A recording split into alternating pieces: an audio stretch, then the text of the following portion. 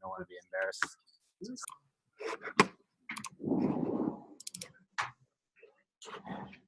Is Kirby's on it?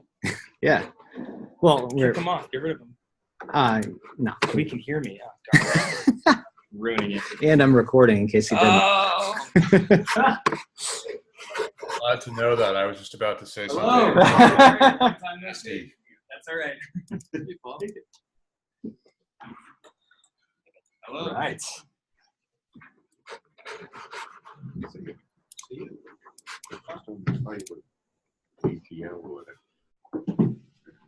From GLG. GLG. Colin, hi. Yeah. Oh, Paul, Well, nice to meet you. Yeah. Good to Oh, see you in meet you. person. Yeah. All right.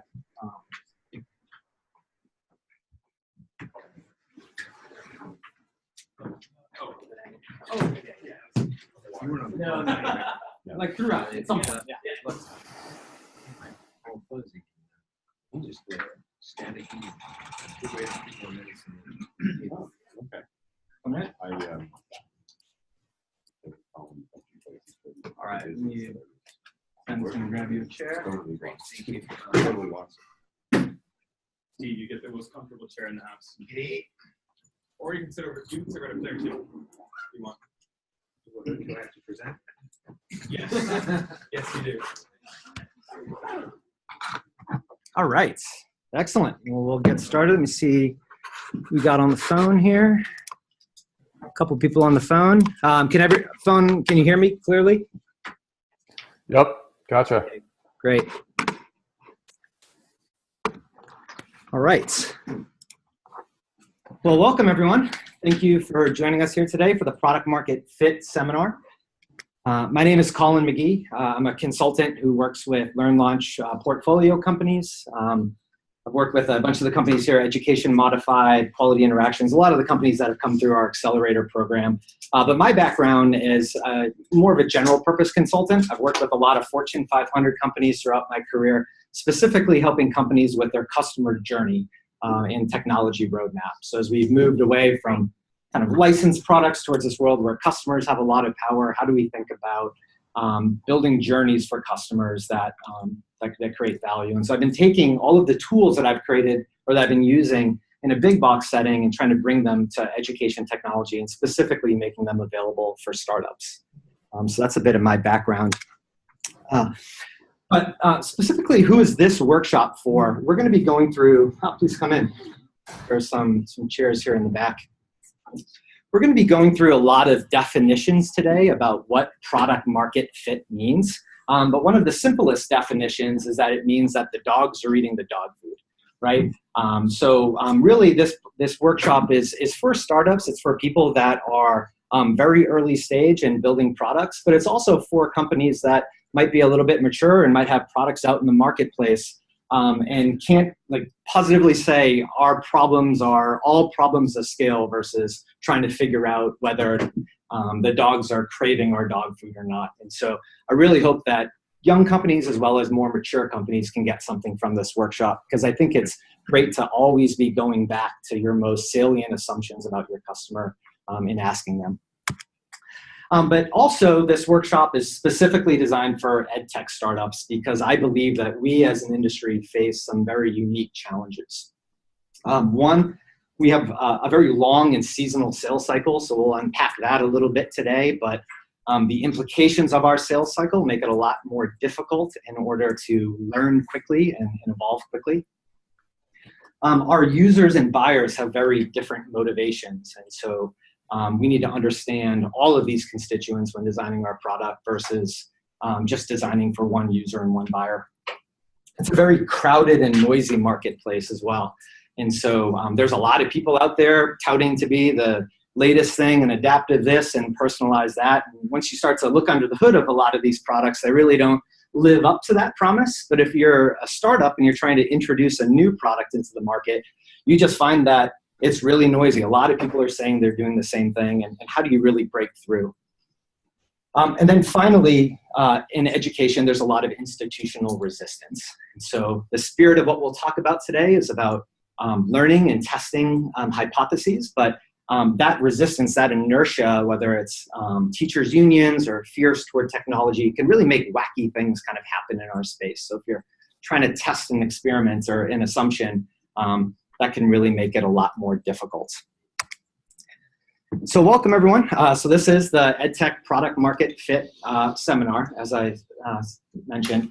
It's going to be about an hour, hour and a half today, probably more like an hour and a half as we get into some of these exercises. But as I mentioned, I've been, as a consultant, going out and using a lot of these tools in a big box setting for value proposition design and other things. And so I wanted to acknowledge a lot of the companies that I've kind of sourced tools from. But also, this workshop is really inspired by the lean startup method, by testing assumptions and identifying what your biggest, riskiest assumptions are, and always addressing those. And so just to kind of talk about the lean startup for a moment, I love working with startups because we really operate in the Wild West, right? Like, startups are institutions that build new products and new services in conditions of extreme uncertainty. And that uncertainty really falls into two categories. There's market uncertainty, and then there's product uncertainty. Is there a market for what we're building and working through that? But then also, can we build it? Can we deliver customer value? And so early on in the process of forming a company, reaching product market fit looks a lot like this squiggly line set here, where the most important thing that you can do early on as a startup is realize when you're off course and make a change. And so I love this kind of principle of the lean startup, that progress really comes from meaningful learning, the most progress that a young company can have. And that you only really learn when your assumptions are false, when your hypotheses are false. And so one of the things that I notice when I work with a lot of startups is that they're open to the idea of experimentation and hypotheses, but they're going about it from the perspective of validating their assumptions versus really challenging and trying to disprove your assumptions.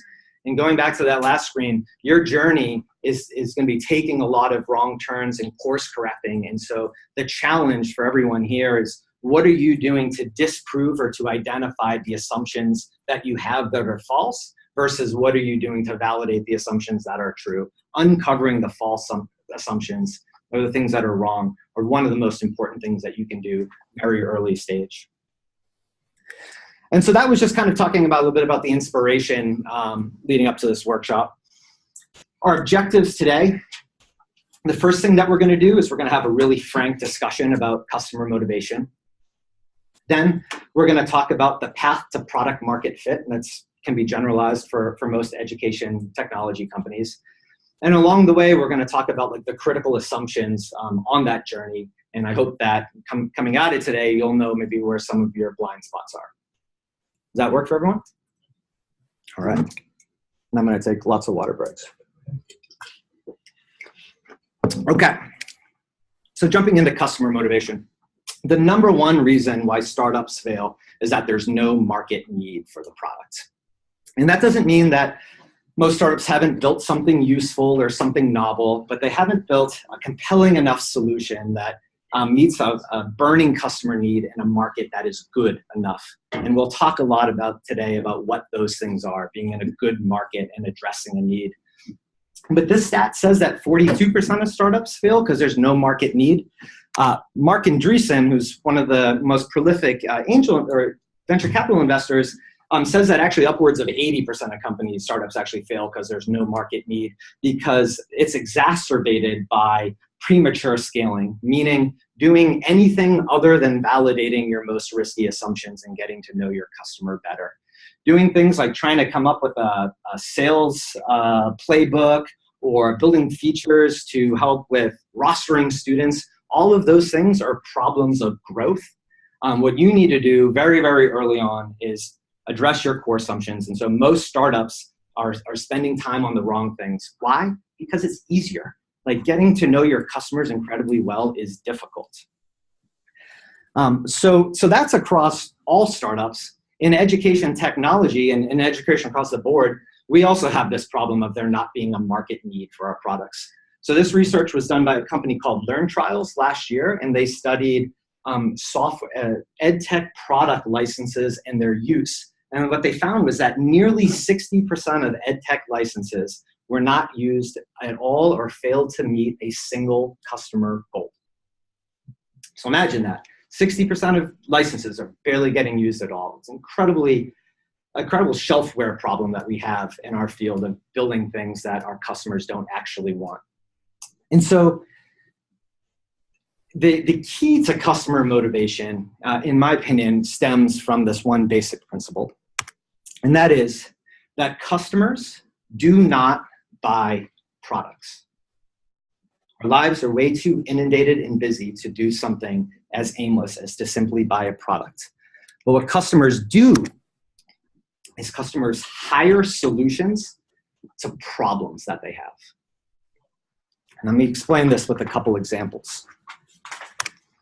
The classic example to explain this is that people, generally speaking, don't really want a drill or a 1/4-inch drill. What they really want is a 1/4-inch hole, right? And they probably want a 1/4-inch hole because they just bought a new home and they're excited to hang pictures and to decorate that home. So it's not the drill that they necessarily want. The drill is a means to an end. What they really need is a hole, and what they really want is pictures hung and things achieved.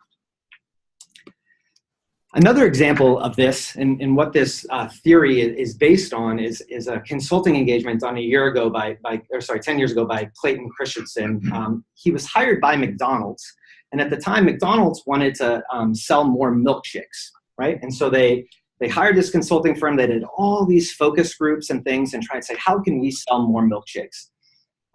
People want thicker, thinner, right? Larger, healthier? And after all these focus group research, they couldn't come up with a single discernible conclusion of what would sell more milkshakes. So they took a step back and they said, okay, instead of trying to make the product better, why don't we study the problem that customers have when buying a milkshake?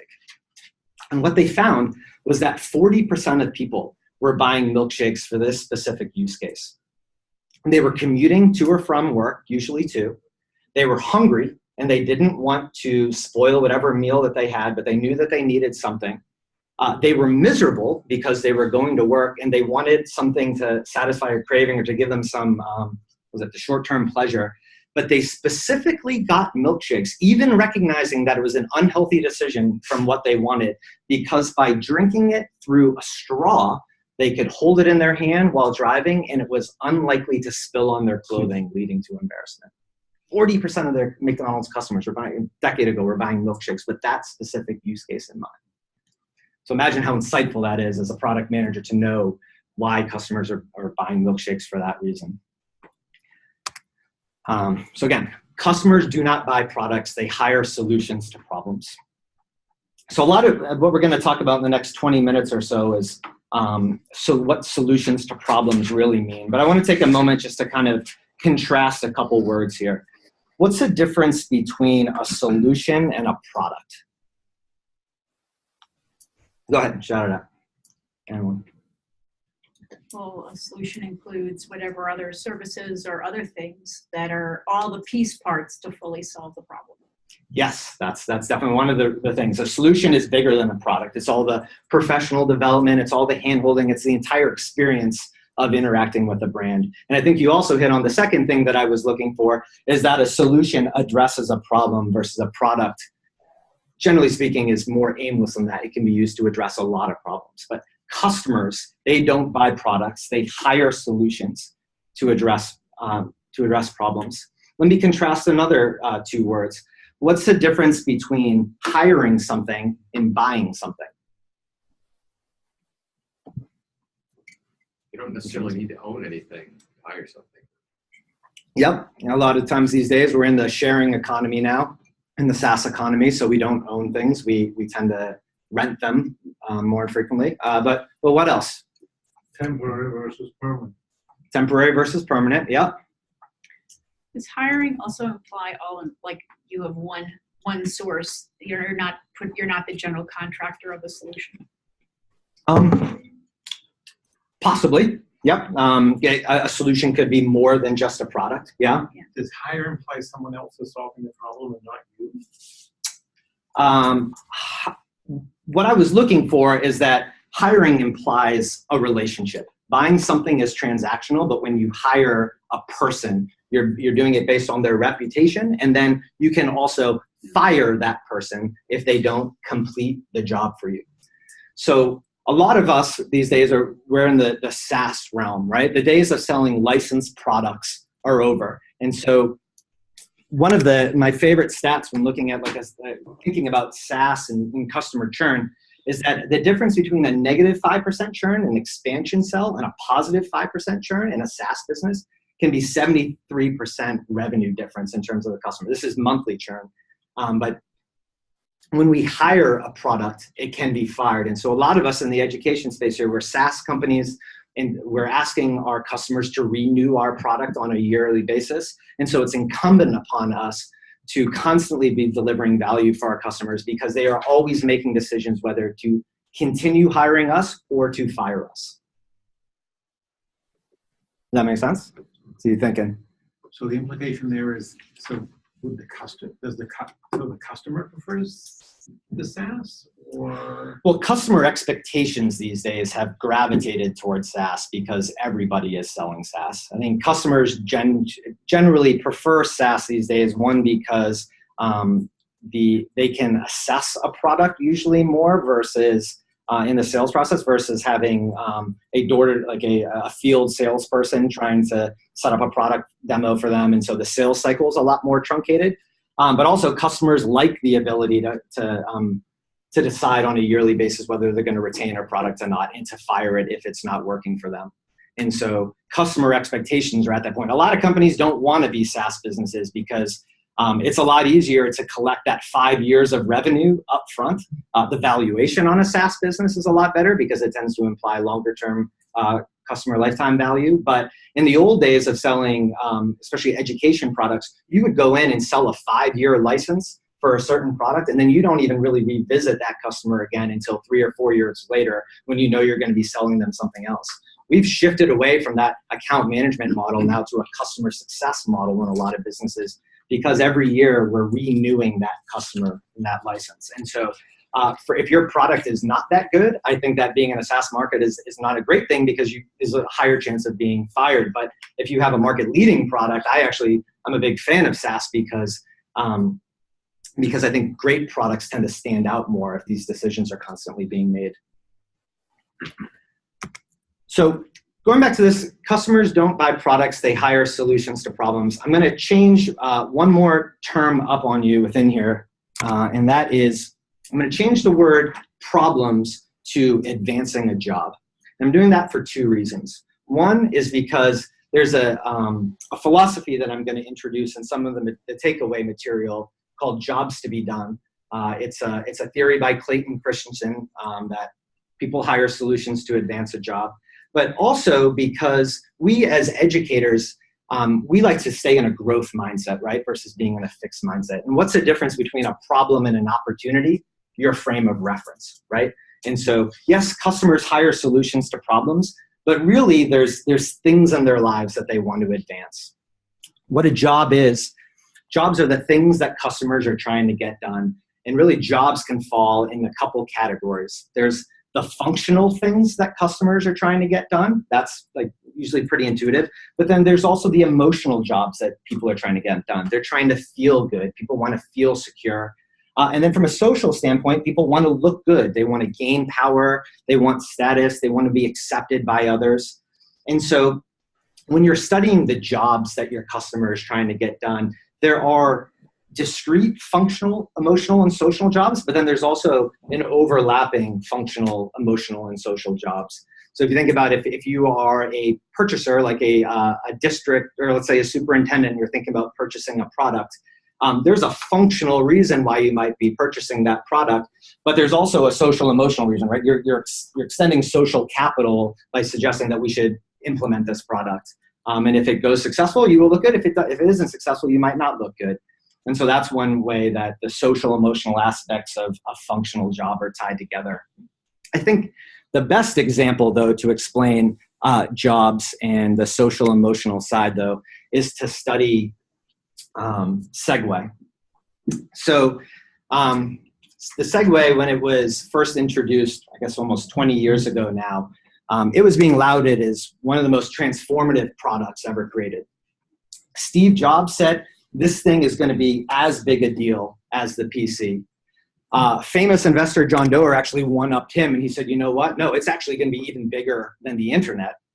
And then John made one more prediction. He said that the Segway is going to be the fastest company in history to reach $1 billion in sales.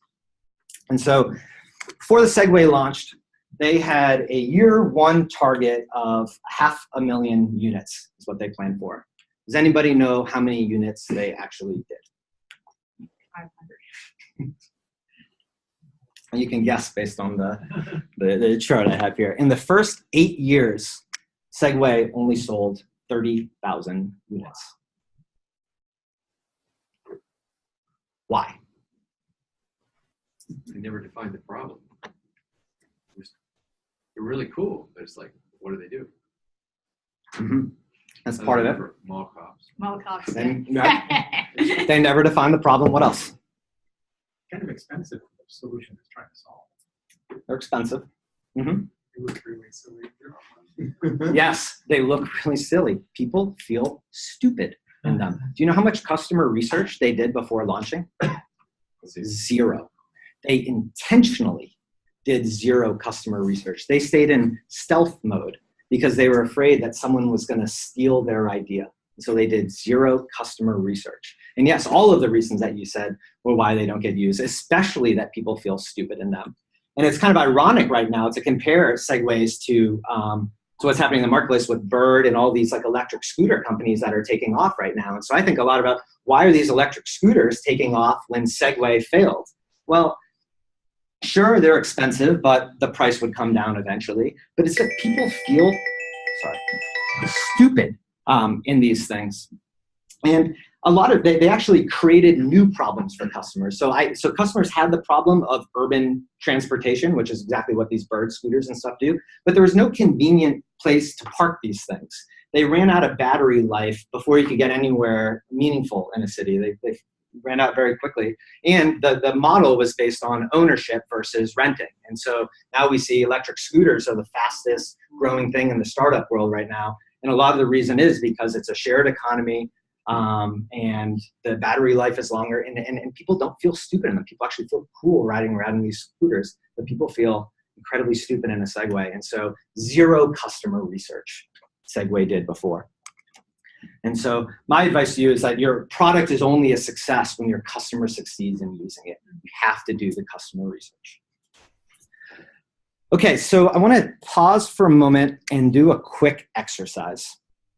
And that is, I want you to first identify who the kind of hero is of your product. Who's the person who is most on the line for making sure that product is adopted or making the choice to use the product? Does everyone know kind of who that might be? So for example, if you build a product that gets deployed into schools and you have learners, but the teacher is the one deciding whether we use this math program or this math program, then the teacher would be your hero because they're the one who's making the choice to bring it in. So when you think about that, and then what I want you to do is very briefly in a minute or two is write down all of the jobs that this person is trying to achieve, not specific to your product, but if you think about a district math curriculum supervisor, what are all the things that that person is trying to achieve when they walk into work? Social, emotional, and functional.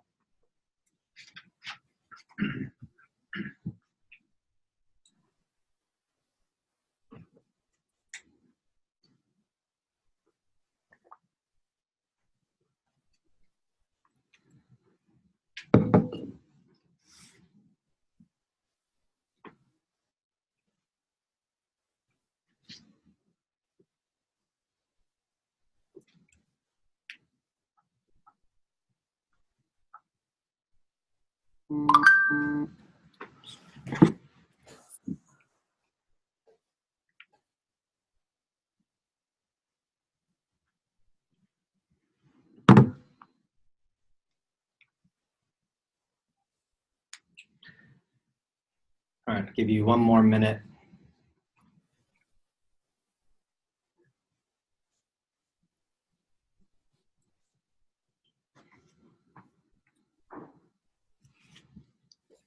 All right. second part of this exercise, circle or indicate what are the critical jobs. And by critical, I mean the ones that your hero spends the most time, money, and energy solving.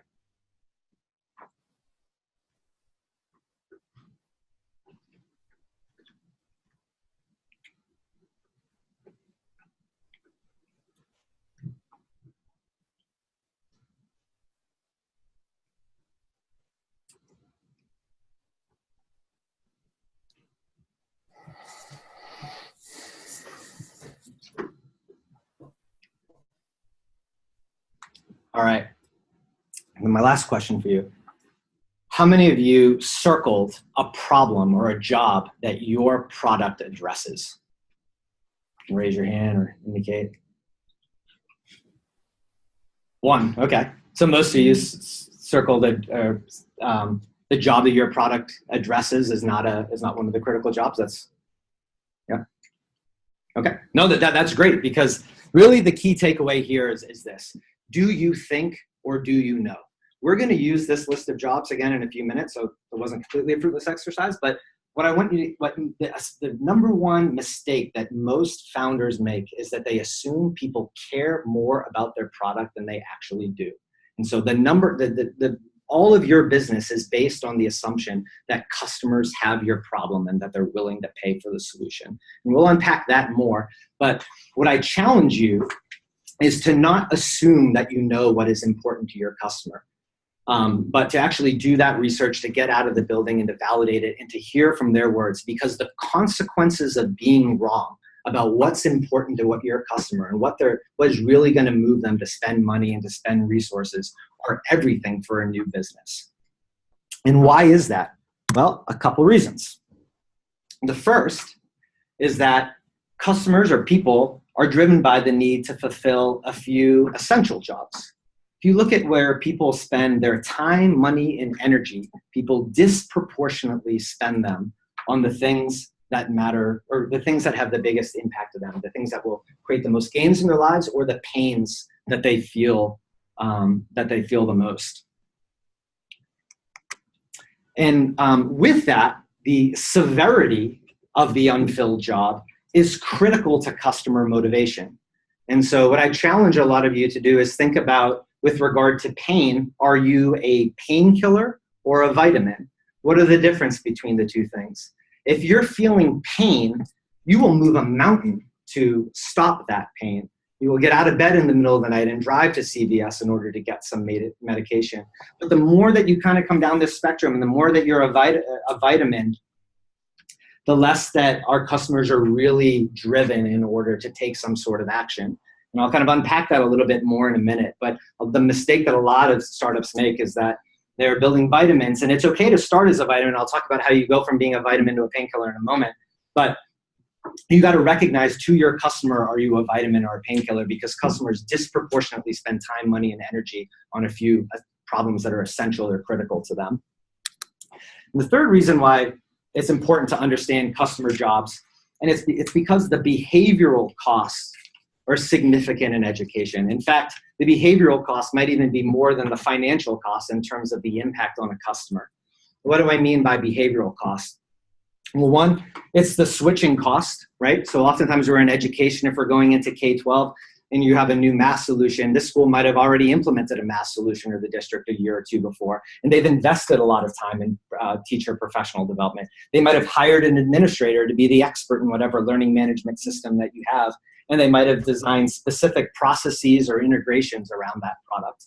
And so when you're asking them to try your new math solution, you're working against the fact that they already have something in place, and that thing needs to get fired in order for your product to get hired. And another behavioral cost is educator fears towards learning new technology and towards being replaced. So I talked about those institutional forces early on that make reaching product market fit really, really difficult. Well, when you're introducing a new learning solution, fears towards technology and being replaced are a huge driver of how that's going to be adopted. And then finally, just status quo thinking within an organization. That inertia is something that you need to overcome. And so the behavioral costs are really significant in education technology. And so promised a moment ago that I would explain the difference between vitamins and painkillers and how to become more of a painkiller, or how to get a customer to buy your product if you are a vitamin. And I love this model that came out of Stanford's behavioral research lab. Basically what it says is that when triggered, a customer will take some sort of an action if they are motivated enough, and taking that action and receiving that value is easy enough for them. And if it's not, then inaction. And so what I find when I work with a lot of startups is that they're probably somewhere around here. If they were a painkiller, they would be over this line, and their customers would probably be, jumping out of their seats in order to buy them. If they were astronomically easier to use, if they just created all this benefit without really requiring a lot back, then they might be over the curve from this side. But the question is, if you're here, how do you get to this side of action? Well, there's a couple things that you can do. One, if you want to try and make your product easier to use, you can focus on these three things. The first is time to value. So I mentioned that a lot of us are building SaaS businesses. If you're doing that, then you care a lot about whether your product is being adopted and whether it's being retained. When your product is being adopted, you need to deliver value to your customer early on in that customer journey or that life cycle, and so that they keep coming back. So really asking yourself, when is the first time that our customers are realizing value? What is the feature that they're interacting with in order to get that value? And am I leading customers to that first moment of receiving value in a predictable and repeatable way? It's one of the key things to focus on if you're a startup, you're a new company. You can change the perception of ease of use. So onboarding flows and all sorts of things like that can really change how you didn't really do a whole lot of things in your product, but you really changed the perception of it. And then also that payoff. So you can shorten the time to value, or you can increase the value that's actually delivered if it's going to be a longer time to get there. But you can also, if you want to get to this side of the curve, you can also move from being a vitamin to being a painkiller. One of the ways that you can do that is you can build habit formation into your product. So if you have a product that you think requires a lot of habit forming in order to be successful, I have a specific tool for you to use called the Hooked Canvas. We're not going to go into it today, but I'd be happy to share it with you after this. And so if you think about this, like Facebook wasn't a habit for us when it first came out, but now when you're waiting in line for Starbucks, oftentimes everyone's pulled out their phone and they're on Facebook, right? And so Facebook actually went from being a vitamin to being a painkiller by putting us through this series of building habits. And now it is a painkiller, boredom for most people. So you can build habit formation into products. Pinterest and other products work the same way. You can convince customers of the pain, obviously. And so what that means is if you're a vitamin and you're not a painkiller, you're going to have really high customer acquisition costs. Like that's just the net. But the last thing that you can do, and this is the thing that I think is most important, is that you can not broaden, but narrow your marketing messaging. And so pain is typically felt acutely. I know a lot of startups here that I work with, they want to be the end all be all to their customers. They want to be let's say if you're in special needs, they want to be the people that solve the acute problem, but also revolutionize for special needs within the school. Well, if you're trying to sell to your customer, the job that brings your product into their lives is not this big grand vision that you probably have in your mind for what your product does. It's some acute thing that they need to do. I have to go have a difficult conversation with Paul. That's a problem that I have. Now, your product might do a lot of things, but with your marketing message, can you be more specific and narrow in order to get me over that curve, knowing then that within the product, you can lead me down a longer term journey to trying more features. Does that make sense? And so I talked a lot about pain for the last 10 or 15 minutes, but the last point I want to make here is that user value comes from two places. It comes from relieving pain, but it also comes from creating gain. And similar to pain, gain has a spectrum from vitamin to painkiller, from moderate to extreme. Gains can go from nice to have to essential as well. pains are great. Well, not great, but pains address fears and anguish. And one of the things that, so I always ask during these workshops, so what's better for customer acquisition, pains or gains? Gains. Right, pains. People tend to buy something because they have a specific acute problem in their life and they want to pull in a product that helps address it. You need a hole, that's a pain I have. What's better for retention? Yeah, I think they're both important for retention because once you relieve someone's pain, they do not want that pain again. And so when you take the product away, they feel pain. But gains can be incredibly powerful for us in education. And so your goal as an EdTech startup typically is to identify the acute pains that a customer has, begin to address those, but then as you broaden your value proposition, to understand how you can create those gains, the measurable growth that we're looking for. And what you're playing on here is the desires and aspirations of customers. And so what I am prescribing to EdTech startups is this. It's the value proposition canvas, this thing here. And so I assume, has most people in this room done a business model canvas? Yeah? So the value proposition canvas is invented by the same people that created the business model canvas. But what it does is it double clicks into the most essential part of your business model canvas, which is the value proposition in the customer segments. And so I'm going to hand this out to you all and explain it. You want to just hand these around? I think I'm not going to have enough, but if you stick around, I'll print a few more out for everyone afterwards. So the way it works is this. What you're going to do in step one is that you're going to go out and you're going to do customer research, specifically looking into the jobs, pains, and gains that a customer has. We just, a moment ago, we fleshed out what we believe are our customers' jobs to be done. But what you're going to do, should you take this challenge, is you're going to go out and do customer research with 3 to 5 customers, listening to their pains, gains, and jobs to be done, and then filling out this right-hand side of the value proposition canvas in their words. So with what you heard from them.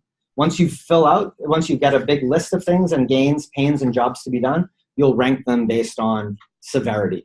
Just like we talked about painkillers versus vitamins. Then what you'll do in step 2 is inside your team, you will brainstorm the ways that you can create gains for your customers, the way that you can relieve pains, and the products and all the products and services that you might be able to deliver for a customer. And you're going to do this within your team.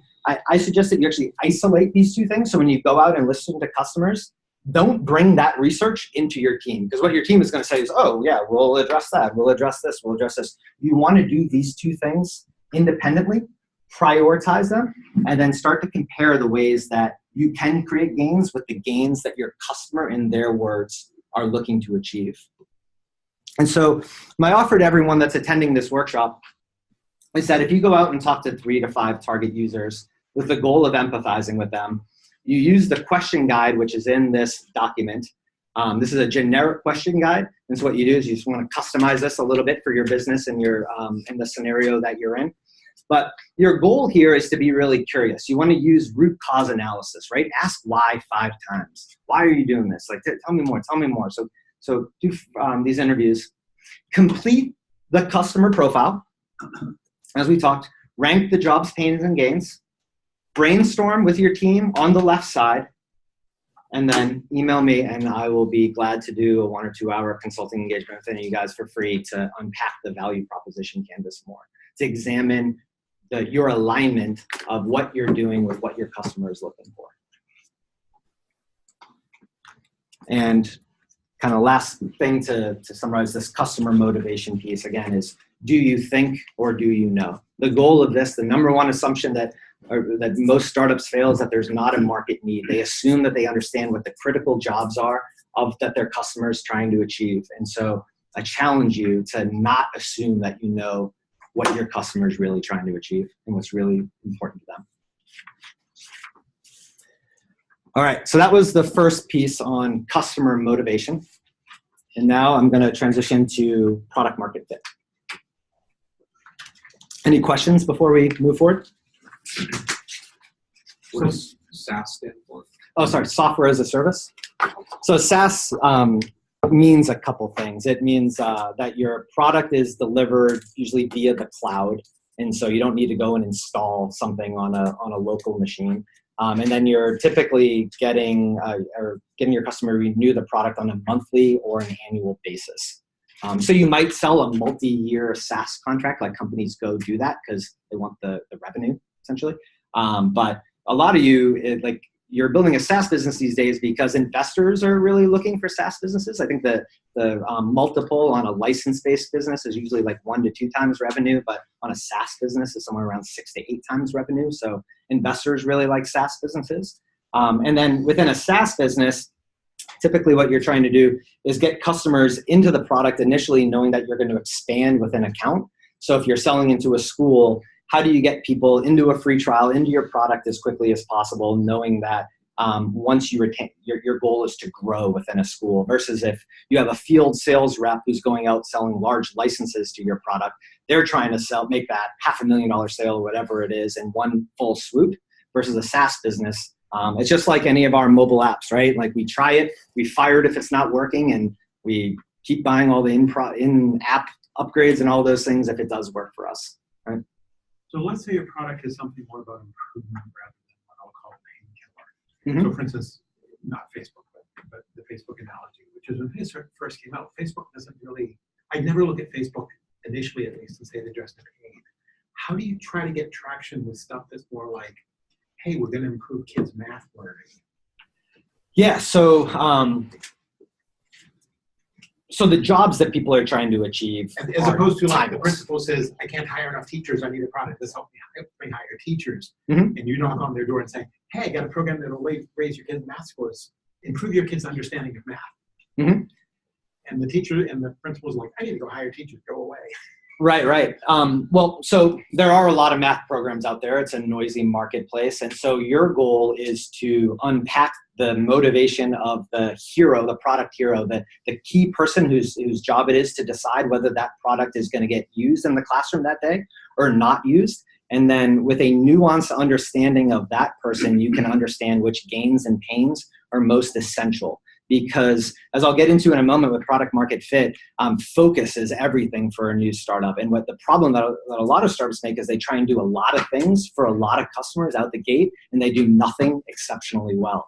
And so your goal is to know what those differentiating things are. And so by specifically studying why the math instructor chose one program versus another one, the reason is because of those pains and gains and because of the social emotional factors that are likely behind your product. So I don't necessarily know what the answer is, but I do know that this technique will get you to a level of customer understanding, which will start to reveal those answers. Like what are the secret sauce or the points of differentiation that will really help you stand out in a noisy market. So that was a nothing answer, yes. Yeah. That's me, sorry. Yeah, please. But yeah, we can talk a little bit more afterwards if you want. So getting into the product market fit side. First definition I said was dogs are eating the dog food. Second definition of product market fit, and this is from Mark Andreessen again, is being in a good market with a product that satisfies that market. According to Mark, what are the two most important words in this statement, do you think? And they're next to each other. Good market. Yeah, a good market. And so the reason being is that if you're in a bad market, and we'll talk about what a good market is in a moment, it doesn't matter how good your product or your team is, you're going to lose. But by being in a good market, if a team that's going to persevere and is going to work through challenges, eventually will find, or usually find some traction if they're, as long as they're in a good enough market. Now, how much traction they're able to find depends on a lot of things, but if you're not in a good market, then you have no chance of being successful. The single precondition of a successful startup is that there's a willfully paying customer at some point in the business. And so what does being in a good market mean? Well, it means a couple things.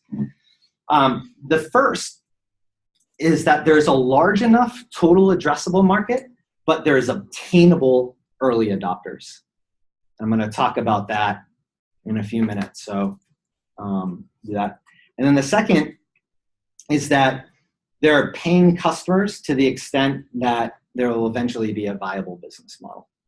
And I'm going to unpack this immediately on the next slide.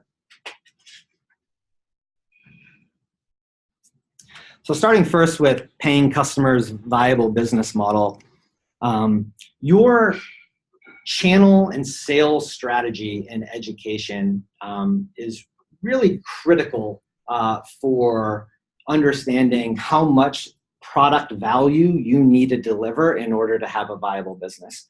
And so in K-12, I often think, on very crude terms, that there's kind of three approaches that people oftentimes take. They might be trying to go directly to districts.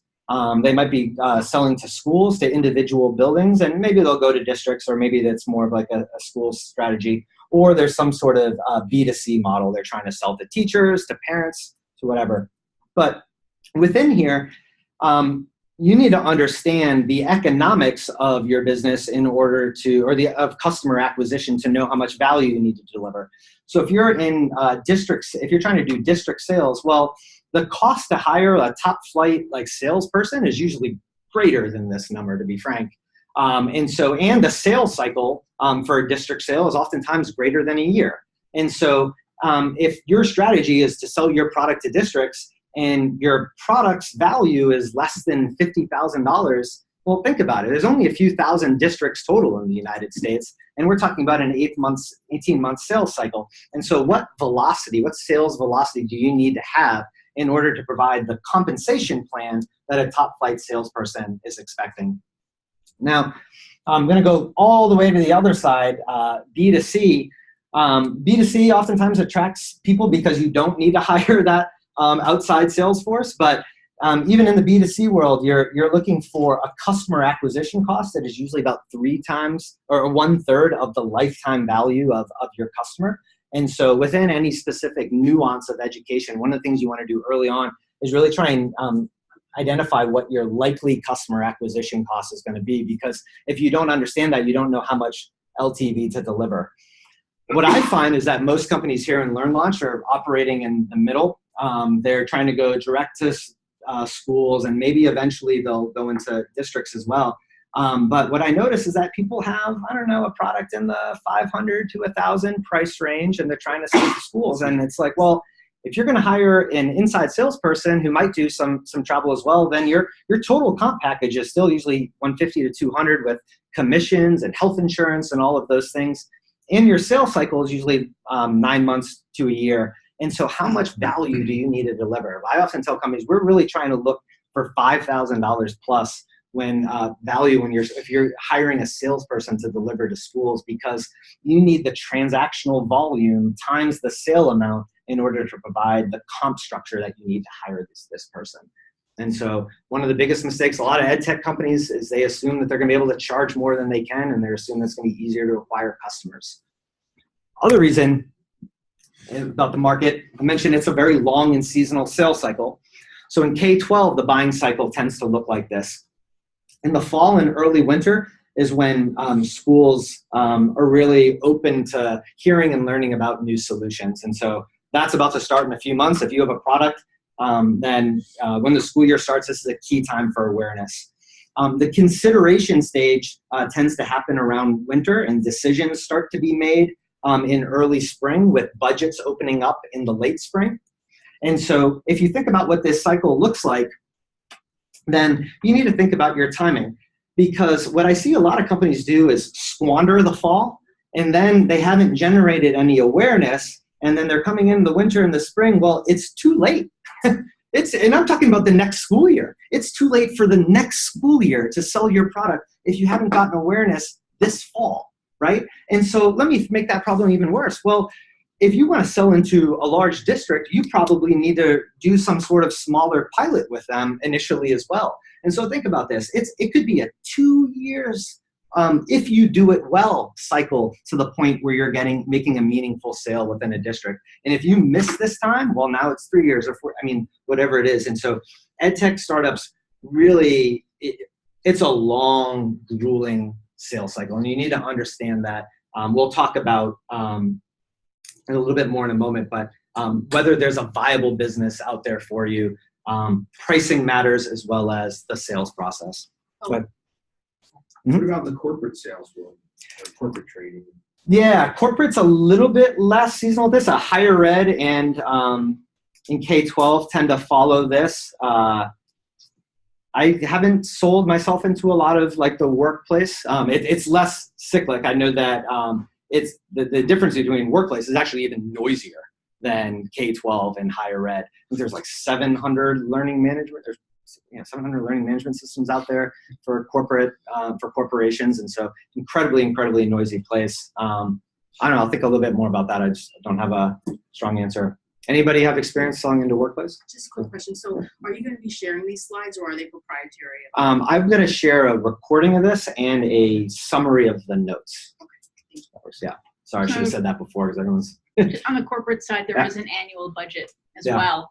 But there are kind of times when you might be able to slip in, like, for example, right before, like if they haven't spent all the money they were supposed to have spent, then they want to be able to spend that money so they can justify the same amount or more next year. So there are some other times, but yeah. And that happens a little bit in K-12 as well. There might be budget opened up because they might think about a product and decide not to do it. Or at the end of the year, oftentimes educators say, oh, we got a couple $1,000s lying around. What can we spend this on? Because if we don't use it, we lose it, type of thing. And so I'm just painting this as one of the worst case scenarios here, is that a lot of people really just underestimate the length of the sales cycle, especially if they need to do pilots, and then they miss this. They squander the fall. And so you got a product, don't squander the fall. Warm winters and little snow cause June to be good months to sell in school. Because that's when the budget is. No budget. You know, you haven't paid for heating, you haven't had to pay for a lot of plowing, and if you're the one responsible for it, I was a superintendent. So June can be a happy month or a sad. Yep. On the previous slide, what is LTV? Oh, lifetime value.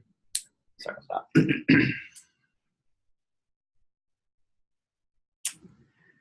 that.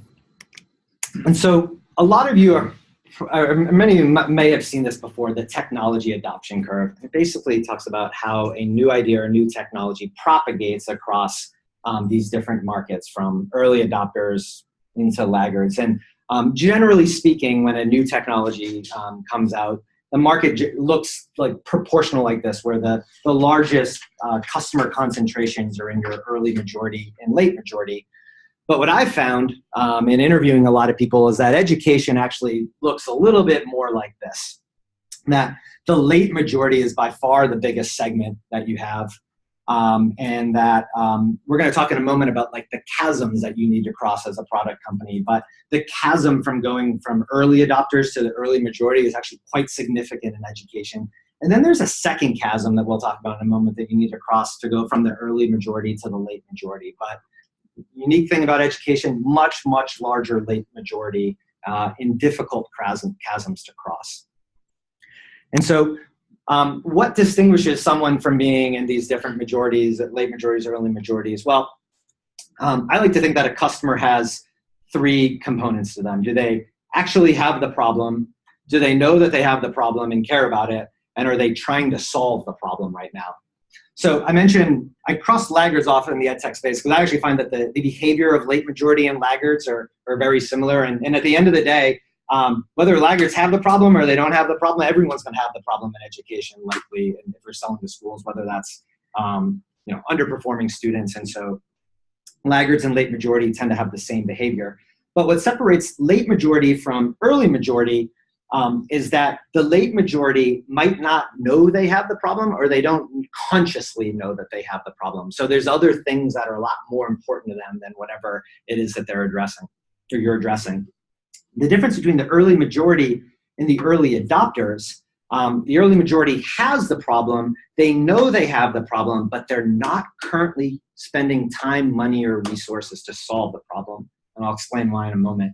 And then early adopters, of course, they have all these things, and they're actively trying to solve the problem right now. And so the third definition that I want to propose for product market fit is this. You'll reach product market fit the moment when you find a widespread series of customers that your product resonates with. And so you reach product market fit, not when you get to the late majority, but when you get to the early majority in education. But your job's not necessarily done. You still need to cross over to the late majority, and I'll explain that in a moment. So I promised at the beginning of this that I'd provide a path for EdTech startups in order to get to product market fit. And so let's get into that. Yeah. So for instance, Edtech Market Research just had a report where superintendents at large districts tend not to listen to teacher feedback on products when making decisions. So what do you do when your product solves a problem, for instance, for the teachers, but the buying decision is not the teachers, but a different, the buyer is not the customer. Yeah. Not the user. Is not the beneficiary, which are the students so often. Right.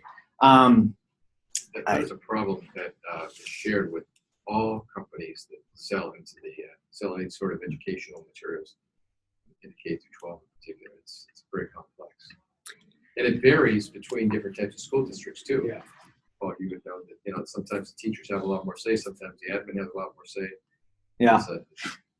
So I didn't put this slide in the deck today, but my advice is when you're early on, and I'll share a little bit of this in a moment, you need to focus on the hero of the product and what like the most important features are to that hero, because people tend to try and do too much early on with a product. And I get that you have to address all of the stakeholders within the product itself, the learners and the administrators. But within there, you really need to strive for simplicity out the gate, because the more constituents in the process or stakeholders, the more likely that something can go wrong. And so an example is I was building this product a few years ago for a company called Compass Learning, and it was an intervention program for students, but really we were trying to empower the teacher. And so what we had was a way for teachers to identify which students were getting intervention in the program versus which ones weren't, based on an indicator in the students' flow.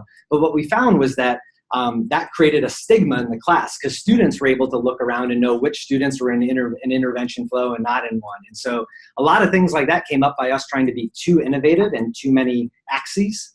To start, we were trying to be innovative to the students, innovative to the teachers, and to the administrators. And so out the gate, you need to focus on simplicity. Now, once you move past this early adopter stage and you start to get into the early majority stage, my recommendation would be to focus on the user journeys that cross customers, cross users. So what are the interaction points between a student and between a teacher in the product, and to focus your R&D on those moments, because those are the areas where there's the greatest likelihood of a product not working out in education, is on that overlap.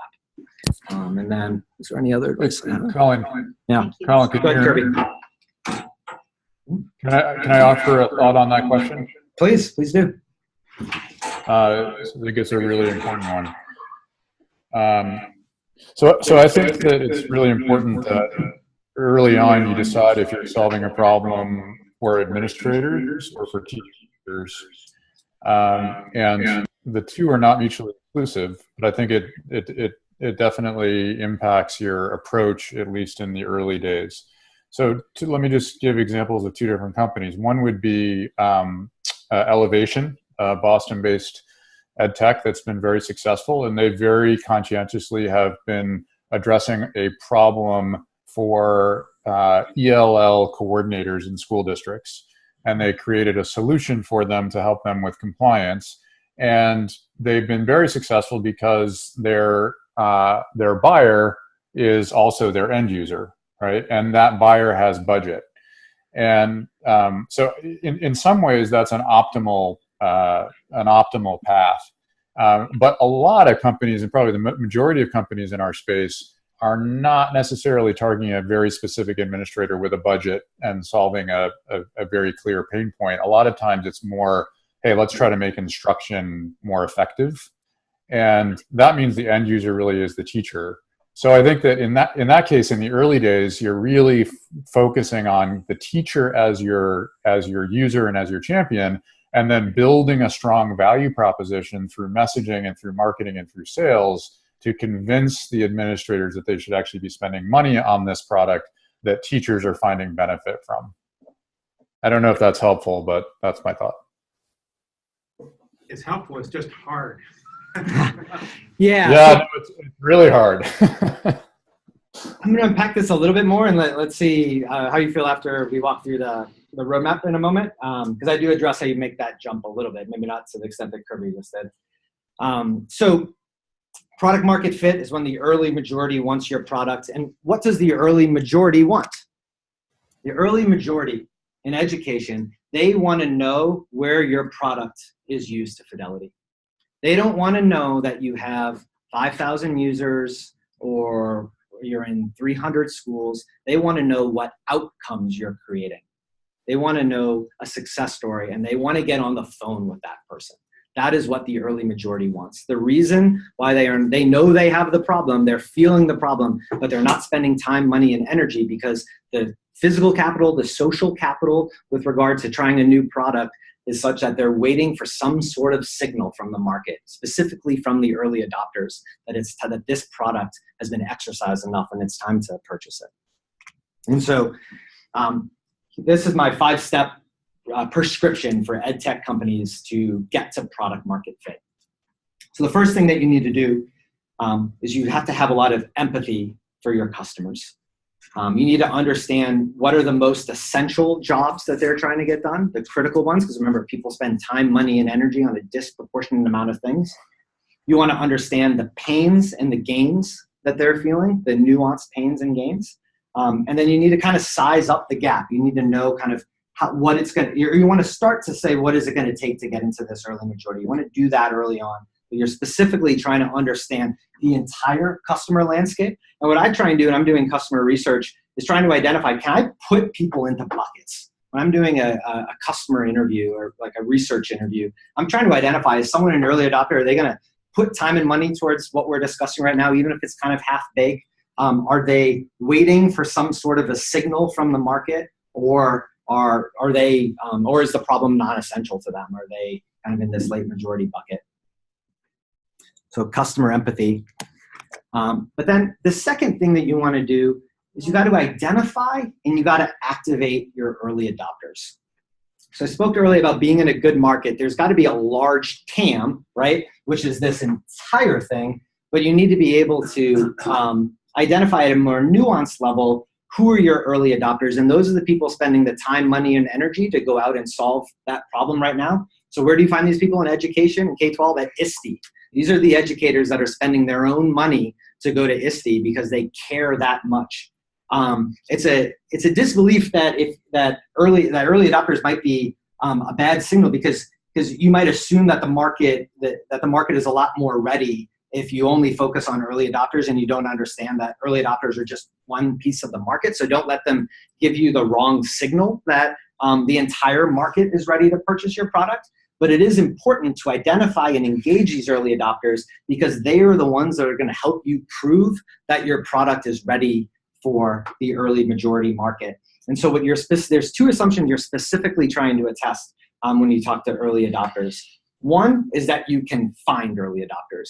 Because believe it or not, a lot of people have a difficult time finding that, and that might mean one or 2 things. Either you're terrible at customer acquisition or you're in a market of one. You might actually be in a market of one or a market of few. So if you can't find early adopters, that would be a problem. And second, do early adopters actually want your help? Because believe it or not, like you have to be able to speak your language. You have to come with the credibility that they're willing to engage with you. And so your tools to get there are to do customer interviews and to specifically use the value proposition canvas in order to take all this stuff that comes out of the interviews and frame it up in a way that helps to start to craft your product. The third thing that you want to do then is you want to start to measure this first chasm.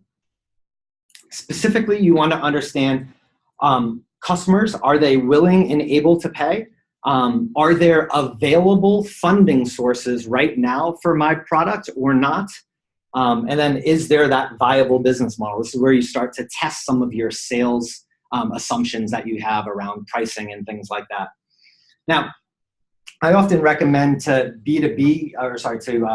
companies that are selling to schools and to districts, for example, to ask for letters of intent early on. And what a letter of intent is it's a non-binding agreement that they would purchase your product if you built it. But what you're doing by asking a customer to sign a letter of intent is you're testing a couple of assumptions. One, you're testing that the price is there, right? And then two, you'd actually be testing whether or not that they will jump through hoops in order to get the letter of intent signed. And so you can learn a lot about how motivated your customer is to work with you by asking them to sign a letter of intent. And you can also learn a lot about what the procurement process looks like. So are there other individuals like the technology director and these people that need to be consulted? And so measuring the chasm and sizing it up. The other thing that's really interesting about education is that a lot of us are in it for two reasons. We're in it because we want to make money, and we're also in it because we want to make an impact on the world. And so this chasm might be different for you depending on what your personal goals are. If you want to start a nonprofit and go after SBIR money and you're individually wealthy or have enough money, and you want to put 4 or 5 years at it, you probably will start to move there eventually. It might not be this big home run, but with perseverance, you can get there. I am not independently wealthy, and I'm interested in building businesses that investors would want to invest in. And so you need to be able to tell that story and start to develop that story of how quickly will the early adopter or the early majority purchase your product once you start building that efficacy. The quicker that you can start to test your pricing assumptions and your customers' willingness to pay, the better you are, because most people wait. They assume they cannot test this until they have a whole product, but you don't need anything to start testing these assumptions. Can you please comment on the landing page test? Is that under? Yeah, so if you were like a B2C company, so it would be the equivalent of this. Can you create a mock-up of your purchasing funnel and then start to deliver value for your customer that might be not your full product, but it will allow you to start to test your pricing assumptions. So one thing you can do is you can have you can do pre-sales for your product, and if it doesn't end up getting bought, then you can get the money back, right? And we do a lot of the what are the names of those, like Kickstarters and stuff like that. That in some ways is a landing page test. And so you can do things like this. One, you can create a landing page, you can start to get people to sign up. That's going to be a gauge of how interested and motivated people are. But specifically trying to do pre-sales is another thing that B2C companies can do in order to reduce the risk of the market being there. We've got a company in Singapore I'm working with right now that doesn't have a product yet in market, and we're doing this. It's like a leadership development program.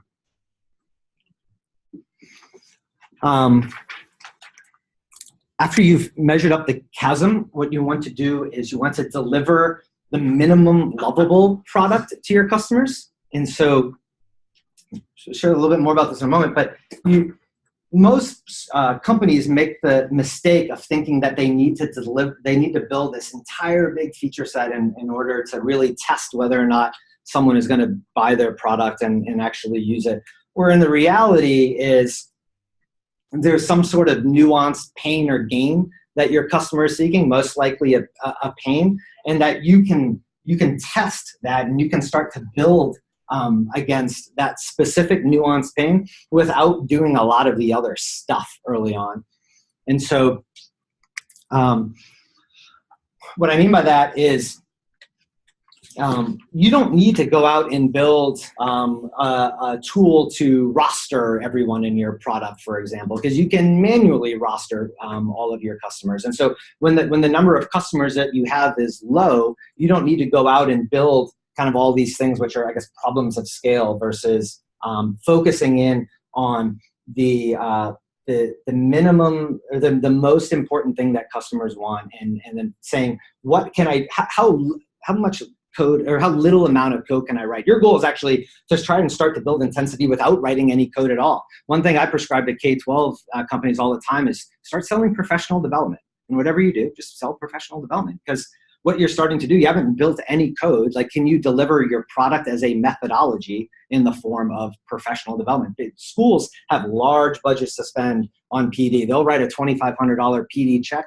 a lot quicker than they'll write a $2,500 check for a new software product. And so you can start to build intensity with your early adopters by saying, okay, we understand what the problem is. We have a common language of what success looks like.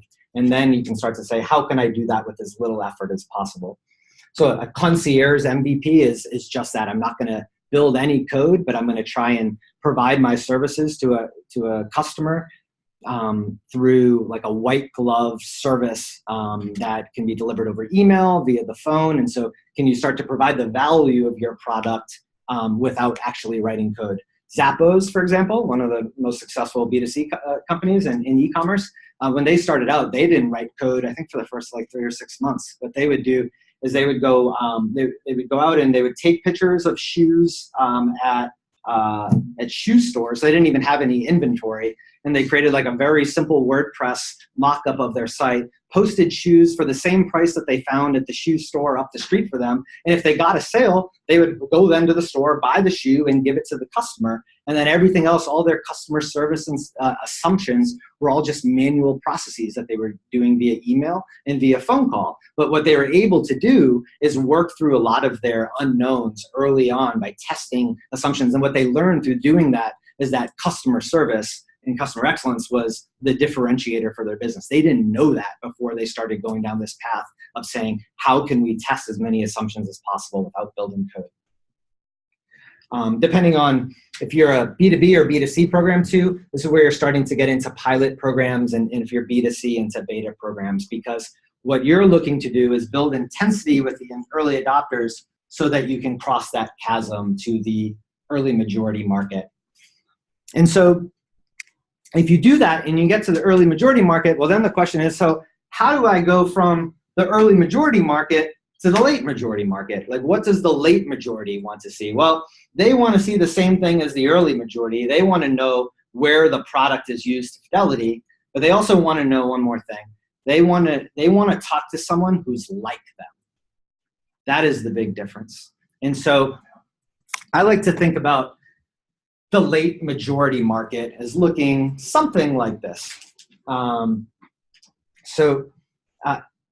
In a lot of the places that we might sell into, they have things that we need to integrate with. Learning management systems, for example, student information systems. And what I'm saying is in step 4, when you're building intensity, build as little stuff as possible. Just focus on the most important feature or use case to your customer and be 10 times better, not 10% better at it. Really focus on creating an exceptional outcome. But after you've done that and you've gotten into the early majority, now you need to start focusing on what we would call the whole product. And so those would be the integrations, the user management pieces, but specifically what you're doing in order to try and cross into this next chasm is you're trying to help the late majority see customers that are like me. So you're trying to accumulate case studies and outcomes that you can use in order to target the late majority. The number one thing that is going to drive a sale in a school district is a recommendation from the neighboring school district, or a school district like them. If you're low socioeconomic, you don't want to hear about what's happening in the top 100 tech schools. You want to know what's happening in other low socioeconomic schools, right? So I'm going to pause here. I have a few more slides that will kind of summarize up everything we talked about around product market fit, but this is my prescription for ed tech companies to follow. Most people fail to really empathize with their customer early on. They don't understand what the critical jobs are. And so have empathy for your customer, what they're trying to achieve, and then this entire flow. Identify and activate those early adopters. Prove that you can find them. Prove that they want your help. Measure the chasm by testing as many assumptions as you can, specifically around the pricing and sales assumptions. Build intensity by addressing the minimum lovable product, and then eventually build the whole product. As you start to get sales in your early majority, then you start to say, what is everything that the late majority needs? And then you start to make roadmap-driven decisions, ROI-driven decisions on all the things that you need to do based on the market segments that it's opening up. Any questions? So to start to summarize a little bit, we went through 3 definitions of product market fit. We said that it is when the dogs are eating the dog food. We want to be in a good market And what a good market, it's got to be a large enough total addressable market, but we have to be able to obtain early adopters. And then we're looking for paying customers and a viable business model as well. And then third, product market fit is when we finally find that widespread set of customers, when the early majority is ready to purchase our product. When I talk to companies around like, what does product market fit look like? Oftentimes the audience really matters. And so if you're talking to an investor, what product market fit might look like might be a little bit different if you're talking to your internal team and things like that. So I usually tell people to focus on kind of these three areas of their business to get there. The first thing is that, of course, you want some sort of like top line growth. Investors really care about this story.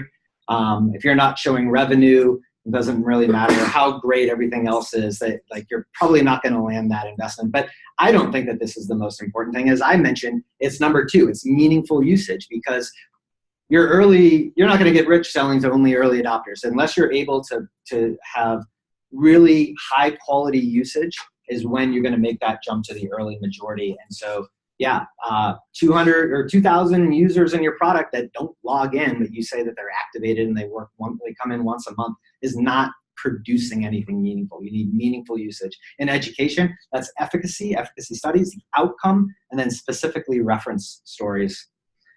And then the third thing, we didn't talk about this a lot today, but is retention, right? So the difference between a positive 5% churn and a negative 5% churn in monthly business is 73% revenue. And so if you're building a product a SaaS product that's marshaling users in and then hoping that some of them stay, you're going to have some sort of adoption curve that looks like this. So green does not have product market fit. Blue does. Some percentage of our customers are staying in the long term. Where this line is going to vary for your business. But your goal, the most important thing that you can do, is trying to retain as many users as possible, because it's a lot harder to find new users than it is to keep the users that you have. And you do that by focusing on outcomes out the gate, because outcomes are reproducible. And then last slide. So what are some of the ways that you can measure product market fit along the way? One of the most valuable things that I think that you can do if you have existing customers is ask your users to explain your product back to you. And if you do this, you're going to find a couple things. One is that you can tailor your marketing message to their words. That's the best way to come up with your messaging, or go to Kirby. And then two is the way that your users explain your product back to you is a representation of the jobs that they're trying to get done and the fit of your product relative to those jobs. And so if you start to discover misalignment between the way that you perceive your product and the way that users perceive your product, they might be using it and buying it, but is that going to be predictable, repeatable, and scalable in the long run? No.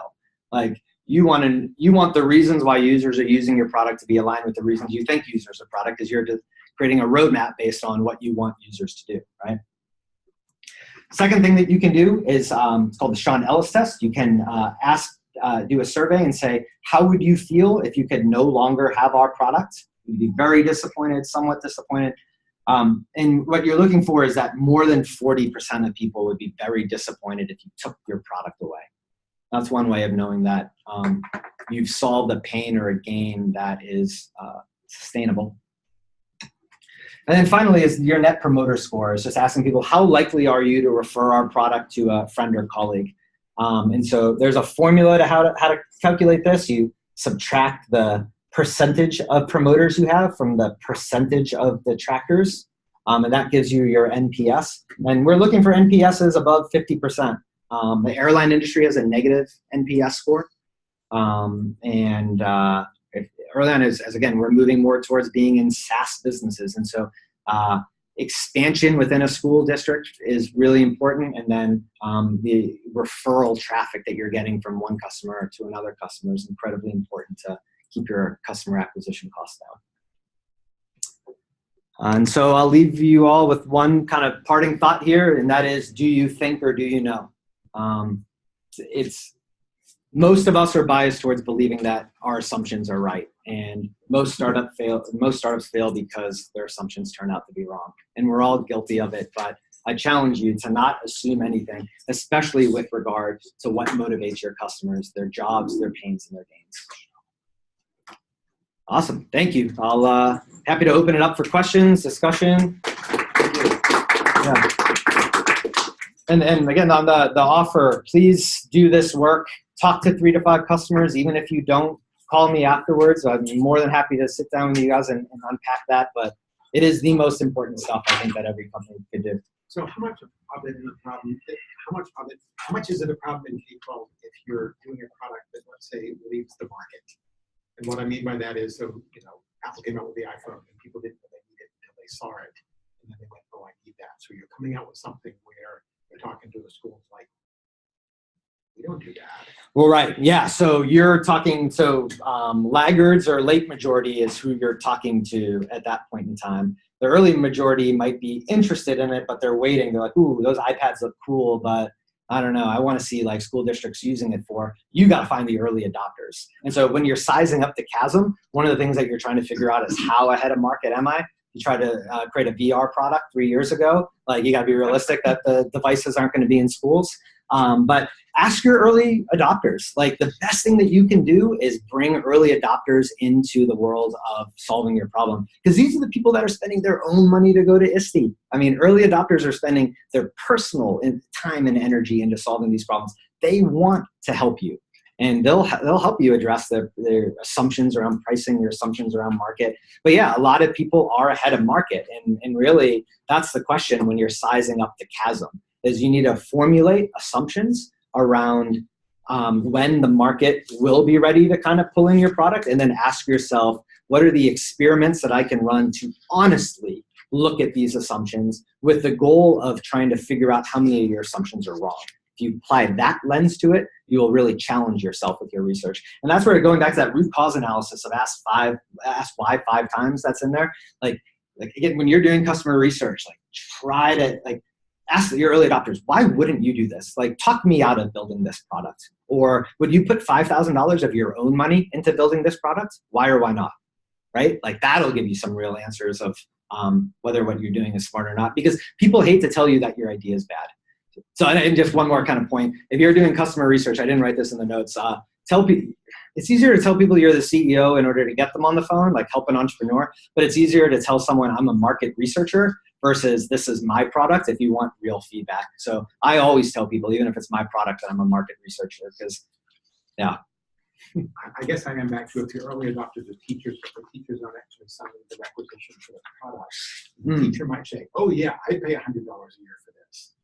But when it got them plugged to the district goes, "Bloody hell." Yeah.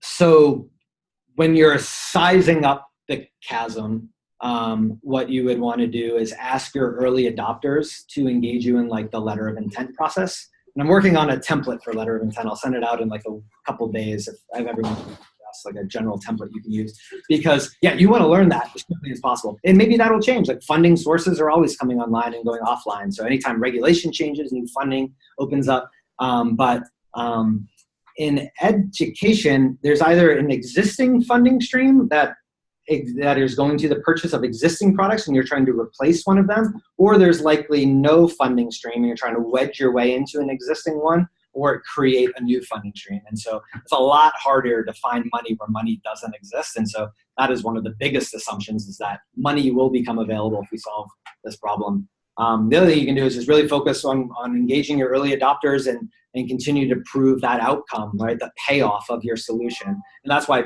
building the minimum lovable product versus trying to build too much early on is just going to help you identify those assumptions, which ones are true or false, as quickly as possible. Hey, Colin, quick. Yeah. Can I just one more comment on that? Please. If you can find, if you have a product that teachers are willing to pay $100 for, that's incredibly significant. And, there's 3 million teachers in the world, in the U.S. So that's actually a sizable market. But then you don't have to jump just right from the teacher to the district. You can also sell to the school. And so there's some very successful EdTech companies that have started selling to teachers, then went to the school. So went from a $100 sale to a $2,000 or $3,000 sale, and then went to the districts and started doing $20,000 and $30,000 sales.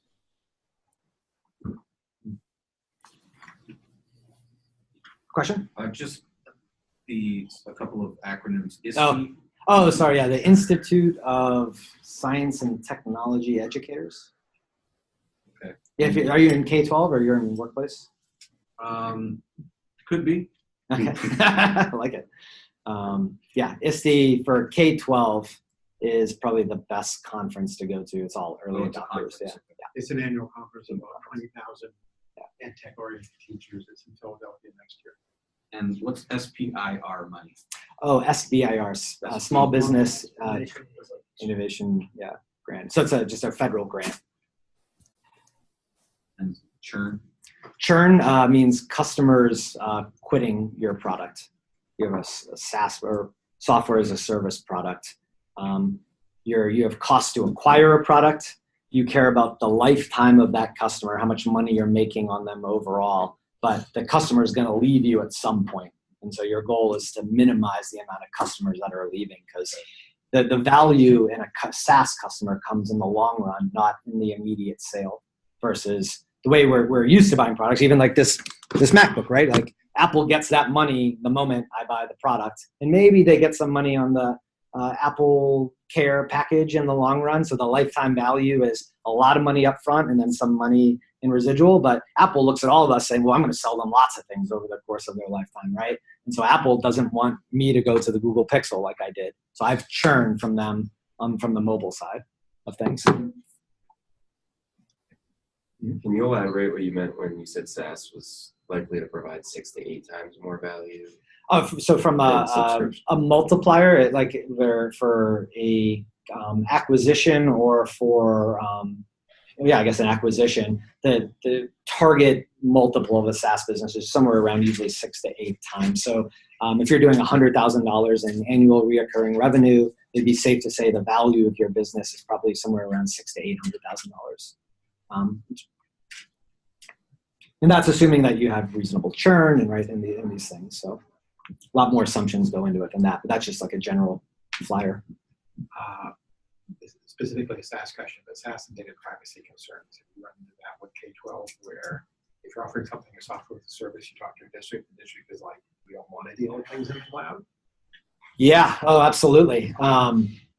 So districts are moving away from saying I want on-premise software because cloud has become so ubiquitous that I went through a company that had a licensed product and we went SaaS and we had to work through that. Yeah, but they might still be out there. I just wouldn't do it because it's 95% of the market is going to be on demand these days. And so there might be a lagging market there, but it's not a good spot to be in because then you can't do updates. So your goal is to release product often so that you can constantly be testing and changing your assumptions. What else? Was this helpful, valuable? Yeah, great. Yep.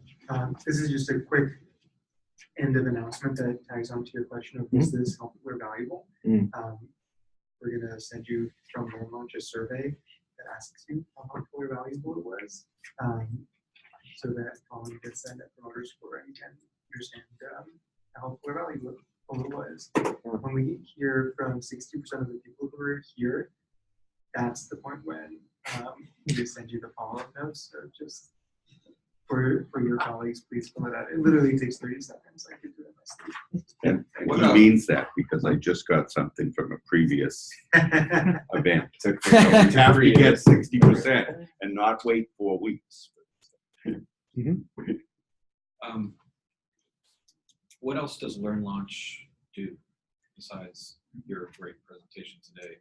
Like what else should we? How else should we or could we get involved with this place? Yeah. Do you have the answer to that, Nate? I mean, I can riff a little bit. Yeah. Yeah, sure. I can talk about that. Yeah. My name is Matt. I work here at Learn Launch, and we've got. I'm sending that email actually right now. We basically have 3 different parts here. We've got the Institute, which puts on events like this. We have an annual conference that we run every year. Be January 31st through February 1st at the Convention Center this year. And it's all about bringing together education technology professionals, educators, different folks in the sector. But we also have classes that go through here. So those run from classes on products to legal advice. We just did a session on GDPR for Edtechs, to startup showcases, things like that. So that's kind of one bucket. We also have a program here called Maple, which is a public-private partnership, works with the State Department of Education, and goes out to school districts around the state of Massachusetts to help them learn better from their peers about education technology and personalized. And then we have the Accelerator too, which is a for-profit investment vehicle that invests in education technology companies and tries to help them bridge that chasm, bring their products to market, and become successful companies. And on top of that, we have the co-working space too. So the space we're in right now, if you are a company with a spot to work, we will be surrounded by Edtech people and education people. With events going on, just a pleasant vibe. And a lot of folks who care a lot about the things that I think we all probably care about. Rent a desk, rent an office, or anything like that. That's what we do in a nutshell. A newsletter goes out every week, lots of news. All sorts of programming. If you want to learn more about it, then just grab me. This is not for everybody. As an end user's perspective, I went through the Accelerator, so it's a great networking organization to be able to meet different people, maybe in the same space that they're at. So meeting different individuals at events like this, or sort of, social hours, meeting different professionals like Colin, been a great resource for me just to kind of learn the Boston area and potential investors and things like that. So a good community. Yeah, great stuff. This and the Boston Edtech meetup are the two groups I find in Boston that you basically make connections. And a lot of good stuff. Well, great. Thank you, everyone. Appreciate all your time. Yeah. And please do the assignment and email me. I'm more than happy to walk you through the value proposition canvas and unpack it. Do you have any more of those? Oh, yeah. I do. Yeah. Can you give us a magic bullet? Really? Trying.